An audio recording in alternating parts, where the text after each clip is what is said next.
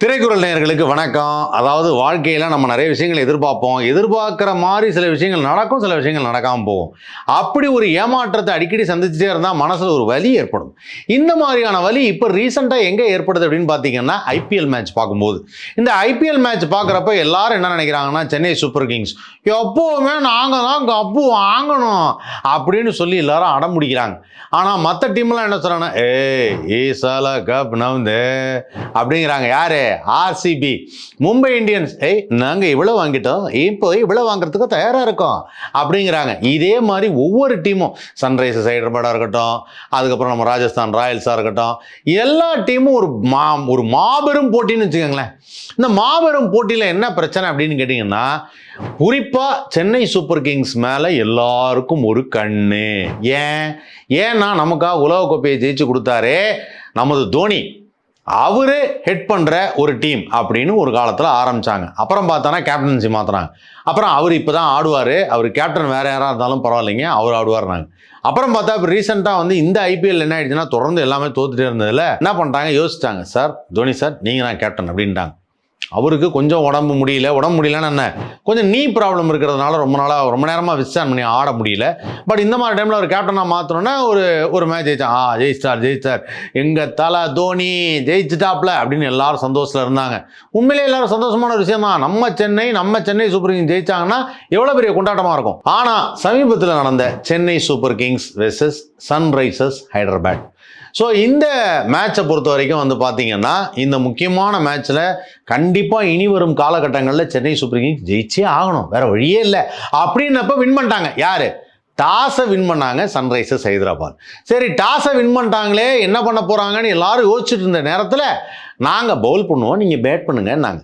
இவங்களும் என்ன பண்ணாங்க, சரி ஓகே, ஒரு 20 ஓவரில் எவ்வளோ அடிக்க முடியும்னா அப்படி இப்படி அடின்னு அடித்து ஒரு 150 கிட்ட கொண்டு வந்துட்டாங்க. கொண்டு வந்ததுக்கப்புறம் 150 முடிஞ்சா நீங்கள் மோதி பாருங்க அப்படின்னாங்க. இந்த நேரத்தில் தான் ஸ்டேடியத்தில் ஒரு மிகப்பெரிய ட்விஸ்ட். அந்த ட்விஸ்ட் என்ன? இந்த மேட்சை பார்க்க வந்திருந்த 2 மிகப்பெரிய முக்கிய பிரபலங்கள், அதில் எல்லார் கண்ணியும் அப்படியே பயங்கரமாக அட்ராக்ட் பண்ணது, தலை நான் வந்துட்டேன் பாருங்க அப்படின்னு சொல்லி அஜித் சார். ஒரு பக்கம் அஜித் சார், ஷாலினி மேம், அவங்க எல்லாரும் உட்காந்துருக்காங்க, அவங்க பசங்களும் இருக்கிறாங்க. இன்னொரு பக்கம் பார்த்தா வருத்தப்படாத வாலிபர் சங்கம் அப்படிங்கிறாரு நம்ம சிவகார்த்திகேயன், அவரும் வந்திருக்கிறார். அமரனுடைய வெற்றிக்கு பிறகு சிவகார்த்திகனுடைய அடுத்த படங்களுக்கெல்லாம் ஏகப்பட்ட எதிர்பார்ப்பு. அதாவது இவர் கார் ரேஸ் போனாலும் சினிமாவில் இப்படி ஒரு கலக்கிறாருன்னு சொல்லிட்டு தலை அஜித் மேலே எல்லாருக்கும் அப்படி ஒரு கிரேஸ் ஆயிடுச்சு மறுபடியும். அதாவது ஏற்கனவே சம கிரேஸு, அடாடா தலை வந்தாலே கலக்கல் தான் அப்படின்னு. ஆனால் ஸ்டேஜில், அதாவது குறிப்பான இது ஸ்டேடியத்தில் என்ன ஆயிடுச்சு அப்படின்னா, தலை தலை தலை அப்படின்னு கத்தும்போது எல்லாருக்கும் ஒரு கன்ஃபியூஷன். தலை தோனியை சொல்றியா, தலை அஜித்தை சொல்றியா? இந்த கன்ஃபியூஷன்லேயே பாதி பேர் அங்கே தலைன்னு அவர் அதைத்தான் சொல்கிறாங்க, இல்லை இதைத்தான் சொல்கிறாங்க. ஆனால் மொத்த க்ரௌடும் அந்த வீடியோவில் அஜித் சாரை காமிக்கும் போது அப்படி ஒரு சவுண்டு. அதுலேயும் என்னென்னா, குறிப்பாக நேற்று சன்ரைசர்ஸ் ஹைதராபாத் அந்த பக்கம் ஆடுறாங்க அப்படிங்கிறதுனால வந்த செலிபிரிட்டி, சன்ரைசர்ஸ் ஹைதராபாத் யாருடையது? சன் டிவியோடையது.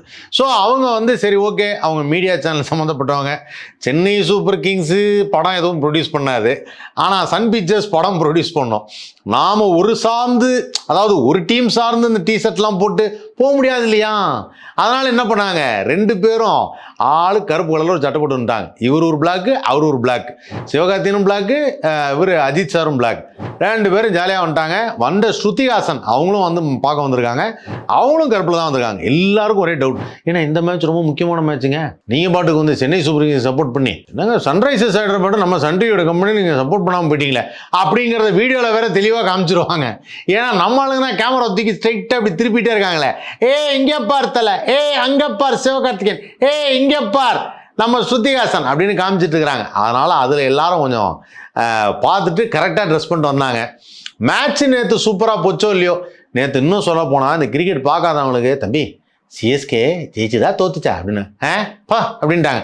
என்னப்பா அப்படின்னா, ஜெயிக்கிறதோ தோக்குறதோ நேற்று நாங்கள் தலையை பார்த்தோம் அப்படின்னு கொடுத்த காசுக்கு ஏதோ ஒரு புரோஜனம் இருந்ததுன்னு சொல்லி நம்ம ரசிகர்கள்லாம் ஜாலியாக செம என்டர்டெயின்மெண்ட்டோட வெளில வந்துட்டாங்க. நம்ம தலை அஜித்தை பார்த்த அந்த சந்தோஷத்தில், சிவகார்த்திகேயனை பார்த்த அந்த சந்தோஷத்தில் கூடவே டக்குன்னு ஒரு மெசேஜ் ஒருத்தர் போட்டிருக்காரு, AK SK RK is also தேரான். யாரா ஆர்கே? ஒருவேளை ஆர்கே சுரேஷா இருக்குமான்னு பார்த்தா ரஜினிகாந்த் சாரை சுருக்கி ஆர்கேன்னு போட்டிருக்காங்க. ஆனால் ரஜினிகாந்த் சார் நேற்று மேட்ச்சுக்கு வந்தாரா இல்லையான்னு தெரில. ஏதோ ஒரு பழைய ஃபுட்டேஜ் எடுத்து போட்டு அவர் ஒரு பக்கம் வந்த மாதிரியும் இந்த பக்கம் இவங்க 2 பேரும் ஒன்றா உட்காந்த மாதிரியும் காமிச்சிருக்கிறாங்க. ரஜினிகாந்த் சார் மேட்ச்சுக்கு வந்திருந்தா அவரையும் ஃபோக்கஸ் பண்ணி காமிச்சிருப்பாங்கல்ல, காமிக்கலல்ல, அப்போ மேட்ச்சுக்கு வரலல்ல. ஏன்பா ஏன் இப்படிலாம் பண்ணுறீங்க? வந்த தலைவும் சிவகார்த்தினும் கொண்டாடுங்க, வராத ரஜினிகாந்த் சார் ஏன் அவர் வந்தார், அவர் பார்த்து என்ஜாய் பண்ணாருங்கிறீங்க. அவர் இப்போ எங்கே இருக்கார், எந்த ஷூட்டிங்கில் இருக்கார், எங்கே கிளம்பியிருக்காருன்னு யாருக்குமே தெரில. இங்கே பாருங்கள், இதெல்லாம் ஒரு பக்கம் இருக்கட்டும். இப்போ சிஎஸ்கேவோட நிலைமை, இன்னும் மேட்ச் ஜெயிச்சா ஏதாவது நடக்குமா தெரியாது. யாராவது தோத்துட்டு வந்தால் தான் இவங்க அடுத்த ஸ்டேஜுக்கு போகிறதுக்கு வாய்ப்பு இருக்குது. அநேகமாக இந்த தடவை கப்பு மும்பை இந்தியன்ஸ்னு சில பேர் பேசிக்கிறாங்க. சில பேர் ஈசாலா கப்பு நிம்தே அப்படின்னு சொல்லி ஆர்சிபி பேசிக்கிறாங்க. யார் வாங்க போகிறான்னு தெரில, வெயிட் பண்ணி பார்ப்போம். ஆனால் நேற்று ஸ்டேடியத்தில் எல்லாருக்கும் விருந்து கிரிக்கெட் இல்லை, தல அஜித்தும் சிவகார்த்திகேயனும் தான்.